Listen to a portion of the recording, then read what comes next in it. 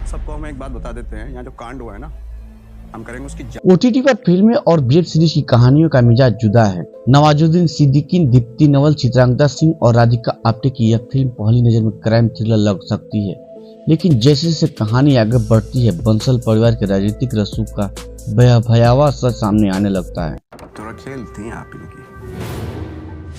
रात अकेली है फिल्म में नवाजुद्दीन सिद्दीकी के किरदार का नाम है जटिल यादव। वह पुलिस इंस्पेक्टर बने हैं, हत्याकांड की गुत्थी सुलझाने में मशगूल हैं, लेकिन यह किरदार जितना जटिल है, इस फिल्म कहानी भी मौजूदा समय की उतनी ही जटिलताएं लिए हुए है। आपको उनके जाने का दुख नहीं है?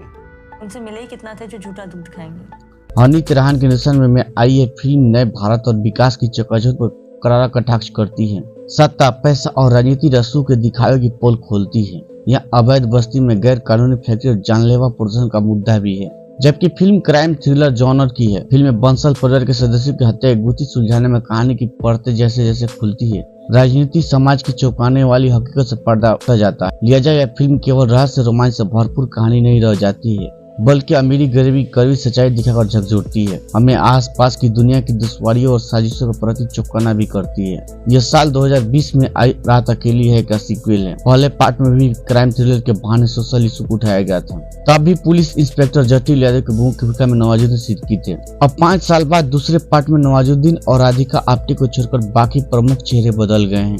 इस बार यहाँ रजत कपूर, दीप्ति नवल, संजय कपूर, चित्रांगदा सिंह, सुहास आहूजा, रेवती और रीला अरुण जैसे कलाकार हैं। इन सभी कलाकारों का अभिनय फिल्म को वजन प्रदान करता है।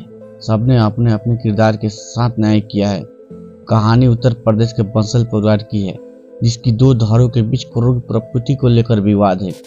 इसी बीच एक रसूखदार बंसल परिवार के 6 सदस्यों की एक ही रात में बेरहमी से हत्या कर दी जाती है। आखिर अचानक यह कांड क्यों कैसे हुआ? इस सामूहिक हत्याकांड की तफ्तीश का जिम्मा इंस्पेक्टर जटिल यादव को सौंपा जाता है। इस सामूहिक हत्याकांड की तफ्तीश का जिम्मा इंस्पेक्टर जटिल यादव को सौंपा जाता है। वो एक फोरेंसिक एक्सपर्ट के तौर पर रेवती और उसकी टीम इस मिशन में जुटती है। इंस्पेक्टर जटिल यादव फोरेंसिक एक्सपर्ट की मदद से अभियान को आगे बढ़ाते हैं। शक की सुई पहले मीरा बंसल यानी चित्रांगदा सिंह पर घूमती है और फिर गुरु माँ यानी कि दीप्ति नवल पर, लेकिन तफ्तीश का मिशन जैसे जैसे आगे बढ़ता है, नई नई जानकारी आने लगती है। बंसल परिवार के रसूख का कनेक्शन न केवल सत्ता और पुलिस प्रशासन तक है, बल्कि एक कोरियाई कंपनी की डील तक है। गुरु माँ वैसे तो अध्यात्म की दुनिया में लीन रहने वाली साध्वी है, लेकिन विदेशी कंपनी की गैर कानूनी स्थापना में भी मीरा बंसल की तरह भागीदार है। उसके बदले उसे विदेश भ्रमण का मौका मिला और कोरिया में अपना आश्रम भी खोला है। इस OTT फिल्म में मीरा बंसल कैरेक्टर के माध्यम से राजनीतिक रसूख की पोल खोली जाती है। फिल्म बताती है कि राजनीतिक रसूख हो तो अवैध बस्ती में बिना परमिशन प्रदूषण फैलाने वाले उद्योग लगाए जा सकते हैं। जहरीले प्रदूषण और अगर लोगों की मौत हो जाए तो पीड़ित परिवार को डराया दबाया जा सकता है। राजनीतिक रसूख हो तो उस अवैध फैक्ट्री के नाम पर करोड़ों की रकम इधर से उधर की जा सकती है। राजनीतिक रसूख हो तो सत्ता और शासन में गहरी पैठ बनाई जा सकती है। राजनीतिक रसूख हो तो मीडिया की संस्था को भी प्रभावित किया जा सकता है।